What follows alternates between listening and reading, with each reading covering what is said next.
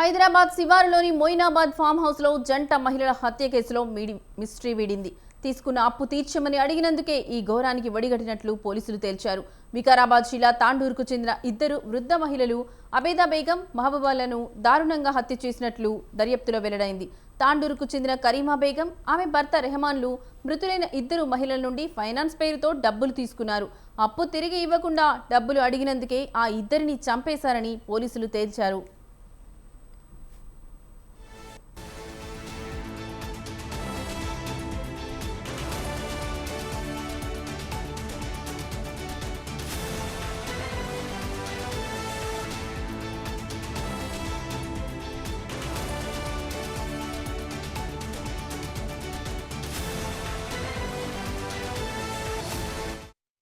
కరీమా బేగం, ఆమె బంధువు నయ్యం మరియు ఇద్దరు ప్రేమికులతో కలిసి పథకం ప్రకారమే హత్య చేశారని పోలీసులు చెప్పారు.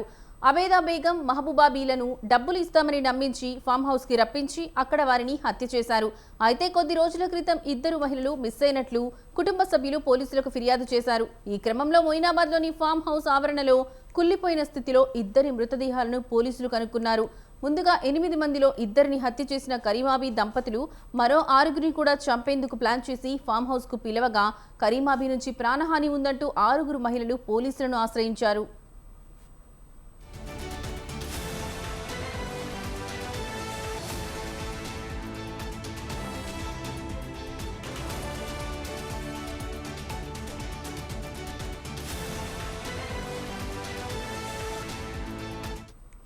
హైదరాబాద్ శివారులోని మొయినాబాద్ ఫామ్ హౌస్ లో జంట మహిళల హత్య కేసులో మిస్టరీ వీడింది.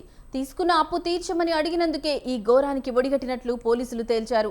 వికారాబాద్ జిల్లా తాండూరుకు చెందిన ఇద్దరు వృద్ధ మహిళలు అబేదా బేగం, మహబూబీలను దారుణంగా హత్య చేసినట్లు దర్యాప్తులో వెల్లడైంది. తాండూరుకు చెందిన కరీమా బేగం, ఆమె భర్త రెహమాన్లు మృతులైన ఇద్దరు మహిళల నుండి ఫైనాన్స్ పేరుతో డబ్బులు తీసుకున్నారు. అప్పు తిరిగి ఇవ్వకుండా డబ్బులు అడిగినందుకే ఆ ఇద్దరిని చంపేశారని పోలీసులు తేల్చారు.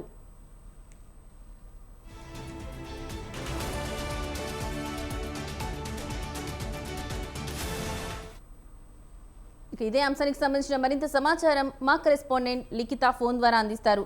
లిఖిత, చెప్పండి, ఈ ఘటనకు సంబంధించి మీ దగ్గర ఉన్న లేటెస్ట్ అప్డేట్స్ ఏంటి?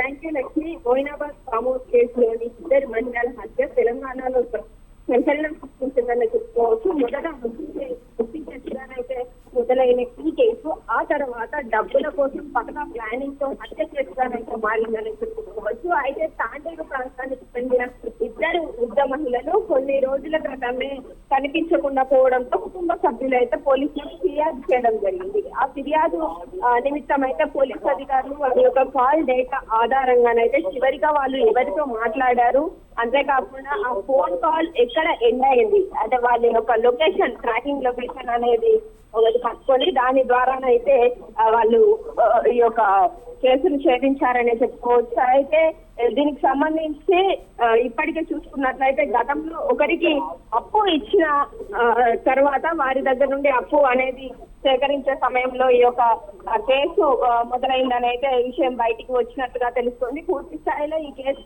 సంబంధించి అయితే ఇందులో ఎవరైతే అప్పు తీసుకున్న వ్యక్తులు ఉన్నారో వాళ్ళు దాదాపుగా 8 మంది దగ్గర అప్పు చేసినట్టుగా తెలుస్తోంది. ఆ 8 మంది దగ్గర అప్పు చేసి వారిని కూడా చంపేందుకు ప్లాన్ చేశారు. అనంతరం అందులో ముందుగా ముఖ్యంగా ఈ ఇద్దరు మహిళలను అయితే వాళ్ళు హతమార్చినట్లుగా తెలుస్తోంది.